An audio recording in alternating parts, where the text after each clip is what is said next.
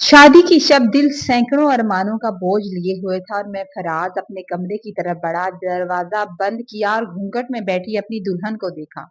जिंदगी में पहली बार मेरी कोई ख्वाहिश पूरी हुई थी, वरना मैं तो बस जिम्मेदारियां उठाता और फर्ज निभाता ही आया था। जैसे ही झुककर घूंघट उठाया, मैं एक कदम पीछे हट गया। ये मेरे साथ क्या हो गया? मैंने चीख कर अम्मा को पुकारा और भाग कर दरवाजा खोला। अम्मा, अम्मा, कहाँ हो? बात सुनो। मेरी जोर से चीखती हुई आवाज सुनकर अम्मा दौड़ती हुई आई। क्या हुआ फराज, क्यों शोर मचा रखा है? मैंने कहा, मैं इसे तलाक दे रहा हूँ, अभी और इसी वक्त। नहीं, मेरी माँ ने हाथ जोड़ दिए। खुदा के लिए बेटा, ऐसा मत करना, मैं तुम्हारे आगे हाथ जोड़ती हूँ, मेरी इज्जत रख लो, ये तुम्हारी बीवी है। आज फराज के सामने एक और फर्ज आ गया था, मेरी माँ की दी हुई जबान का फर्ज। मेरा नाम फराज था और मैं 4 बहनों का अकलौता भाई था। बचपन में ही वालिद का इंतकाल हो गया था और मुझे बता दिया गया था कि मैं घर का वाहिद इकलौता मर्द हूँ और 5 औरतों की जिम्मेदारी है मुझ पर। क्योंकि 4 बहनें मुझसे बड़ी थी, मैं पढ़ाई छोड़कर मेहनत मजदूरी पर लग गया था। मुझे उसी वक्त से एहसास हो गया था कि मेरे साथ बहुत बुरा हो रहा है। मुझे पर जिम्मेदारियां बहुत जल्दी डाल दी गई थी। मेरा कोई अरमान नहीं है। हम उम्र लड़कों को कॉलेज जाते, यूनिवर्सिटी जाते देखता तो दिल में कसर सी उठती थी कि सबको मेरी जरूरत है, मगर मेरी खुशी का ख्याल किसी को नहीं है। मैं अक्सर इस बात से चिड़चिड़ा सा हो जाता और घर आकर अम्मा से बिलड़ने लगता। अम्मा फिर मेरा माथा चूमती और बाल सुलझाकर बोलती, अरे तू तो मेरा चांद है, मेरे घर का इकलौता मर्द। अम्मा की इस बात से मेरा थोड़ा सा गुस्सा उतर जाता था। यूं घर की जिम्मेदारियों को पूरा करते करते मैं 30 साल का हो गया था। मेहनत मजदूरी करके 2 बहनों की शादी कर दी थी और 2 बहनें अभी रहती थी। अम्मा ने अपना जेवर बेचकर मुझे दुकान बना दी तो मैंने खुदा का शुक्र अदा किया कि चलो दर दर भटकने से अच्छा है, अब अपनी दुकान चलाऊंगा, वो भी इज्जत से। दुकान की आमदनी अच्छी होने लगी थी और फिर मैंने अपने आखिरी 2 फर्ज भी अदा कर दिए थे। फर्ज निभाने के चक्कर में मैं 35 साल का हो गया था। घर भी गुजारे लायक बना ही लिया था। एक दिन अम्मा की कोई पुरानी दोस्त आ टपकी और अम्मा को मेरे रिश्ते बताने लगी। अम्मा कहने लगी, रिश्ता देख भाल के करूंगी, जो मेरी बेटियों को मुंह दे सके, कोई ऐसी बहू लाऊंगी जो मेरे बाद उनकी माँ बन सके। मैं कमरे में बैठा ये बात सुनकर मुझे गुस्सा आ रहा था कि मेरी शादी के बारे में भी अब मुझसे नहीं पूछा जाएगा, वो भी वही की जाएगी जो मेरी माँ और मेरी बहनों के हक में बेहतर होगी। मैं क्यों पैदा हो गया था? मैं यही बातें सोचता अपनी दुकान पर बैठा था कि सामने वाली दुकान वाले ने मशवरा दिया, यार ईद आ रही है, क्यों ना चूड़ियां ले आए। मेरा जनरल स्टोर था, तकरीबन हर चीज मौजूद थी सिवाय चूड़ियों के। मैं उसके साथ चला गया और चंद डब्बे चूड़ियों के लाकर दुकान के सामने रख दिए थे। अगले ही दिन दुकान पर 2 लड़कियां आई थी चूड़ियां लेने। दोनों ने गाउन पहन रखे थे। छोटी वाली तो बहुत ही प्यारी लग रही थी। गोरी चिट्टी किलाई आगे करके बोली, भाई चूड़ियां पहनाते भी हो या खाली रखते ही हो? मैंने हल्की सी मुस्कुराहट के साथ कहा था, आप कहेंगे तो पहना भी देंगे। मैंने उसे चूड़ियां पहना रहा था, उसकी नजर से मैं समझ गया था ये लड़की मुझ पर लट्टू हो रही है। फिर वो बार-बार आने लगी थी और मैं भी अपना ख्याल रखने लगा था। ये देखकर मेरी माँ हैरान हो रही थी। एक दिन मुझसे पूछने लगी, खैर तो है ना? तुम काफ़ी दिनों से मैं तुम्हें ऐसे ही देख रही हूँ। मैंने अम्मा को सारी बात कह सुनाई थी। अम्मा मेरी बात सुनकर कुछ लम्हे के लिए खामोश हो गई। फिर कहने लगी, चलो देखती हूँ। फिर मैंने उस लड़की से एड्रेस लिया था और मेरी अम्मा रिश्ता लेकर चली गई थी। यूं आनन फानन बात तय हो गई। मैं बहुत खुश था कि चलो जिंदगी में सारे फर्ज अदा करने के बाद अब मेरी शादी तो मेरी मर्जी से हो रही है। शादी वाले दिन जब मैं अपनी दुल्हन के पास गया तो देखकर हैरान रह गया कि वो लड़की कोई और थी जिसे मैं पसंद करता था। ये वो नहीं थी। मैं शोर मचा रहा था और मेरी माँ मेरी मिन्नतें कर रही थी। मैं गाड़ी की चाबी ली और निकल गया था घर से। सारी रात में सड़कें नापता रहा और सुबह घर आया, नाश्ता किए बगैर ही अम्मा के कमरे में सो गया था।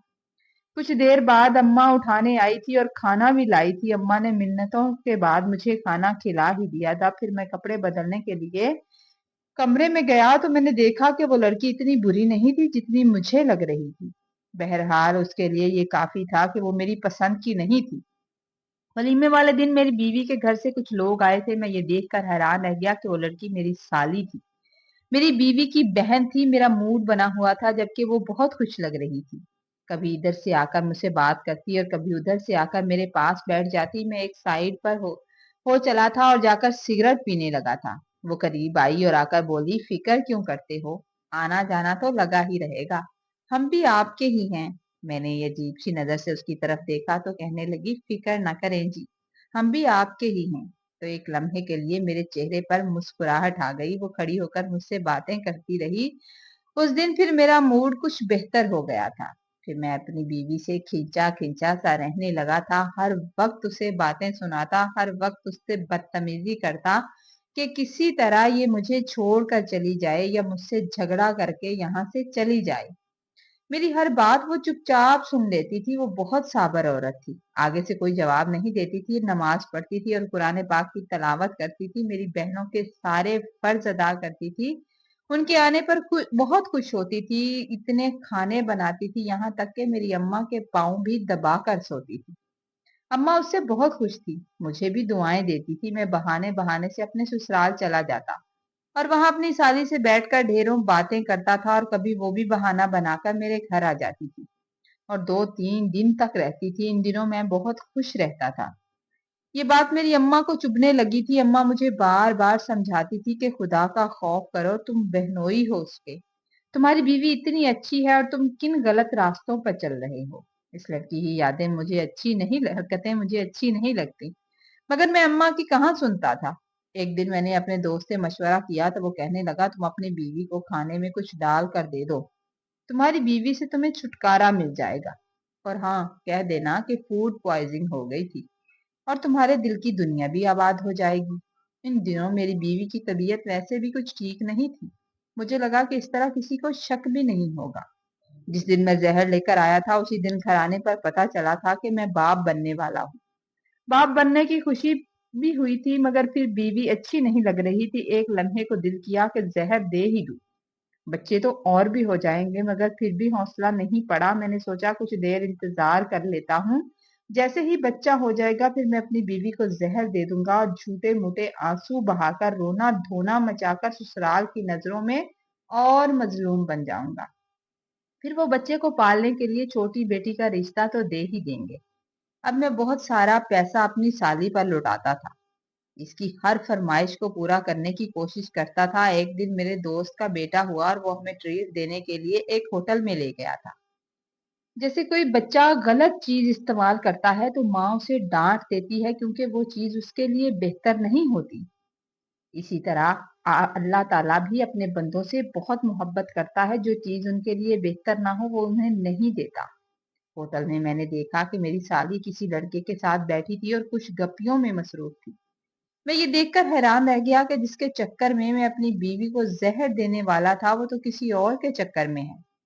मैं एक साइड पर चुप करके बैठ गया और उनकी बातें सुनने लगा। वो शादी की प्लानिंग कर रहे थे। फिर वो लड़का अचानक बोला कि मुझे मुंह दिखाई में बाइक चाहिए। मेरी साली परेशान होकर बोली, अरे नहीं, फिलहाल तो अम्मा अब्बा की इतनी गुंजाइश नहीं है।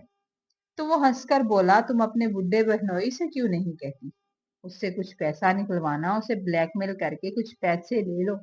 अभी 2 महीने शादी में है, तब तक बाइक के पैसे जमा हो ही जाएंगे। फिर वो दोनों इस बात पर कहके लगाकर हंसने लगे थे।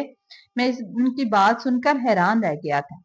वाकई मेरे चेहरे पर अब झुर्रियां नजर आने लगी थी। मैंने घर आकर खुद को शीशे में देखा था। जिम्मेदारियों का बोझ उठाते उठाते मैं अपनी खूबसूरती खो बैठा था। मैंने ये बात पहले क्यों नहीं सोची कि वो छोटी सी उम्र की इतनी खूबसूरत लड़की मुझ जैसे ज्यादा एज के आदमी के पीछे भला क्यों भागेगी। मैं अपने कमरे में बेड पर सीधा लेटा छत को देखे जा रहा था। शायद मेरी माँ जो सामने दरवाजे से गुजरी थी, उसे मैं नजर आया था तो वो मेरे पास आ गई और मेरे सर पर हाथ रखकर बोली, बेटा क्या बात है, परेशान लग रहे हो। मैंने कहा, अम्मा मैं बूढ़ा हो गया हूँ क्या। तो वो मुस्कुराकर बोली, अरे कहाँ मेरे चांद, तू ऐसे क्यों बोल रहा है, अभी भी तू हीरो लगता है, हीरो। अम्मा की बात सुनकर मैं मुस्कुरा उठा था। मैंने पूछा, अम्मा जब मैंने तुझे राबिया का रिश्ता लेने भेजा था तो तू नादिया का रिश्ता लेकर क्यों आ गई।